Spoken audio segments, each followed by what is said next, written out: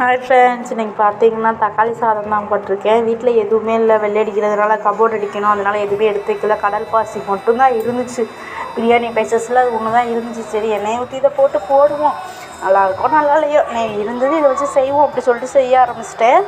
அதுக்கப்புறம் பார்த்திங்கன்னா செம்ம டேஸ்ட்டாக வந்துருச்சு. இப்படி ஹோட்டலில் கூட நான் சாப்பிட்டதில்ல, அவ்வளோ டேஸ்ட்டாக வந்துருச்சு.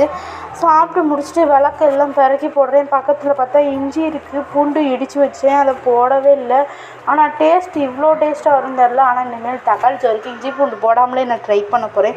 செம்ம டேஸ்ட்டாக இருந்துச்சு. இத்தினி கூட பிடிக்காமல் சூப்பராக வந்துருந்துச்சு. வீட்டு அரிசியில் தான் போட்டிருந்தேன். எங்கள் காட்டு அரிசி, அறுவடை பண்ண அரிசி தான். நாங்கள் விலைக்கெலாம் அரிசி வாங்க மாட்டோம். தம்பிங்களுக்கு 2 முட்டை அவிய போட்டு நாங்களுமே 2 முட்டை தனியாக வாங்கி போட்டுக்கிட்டோம்.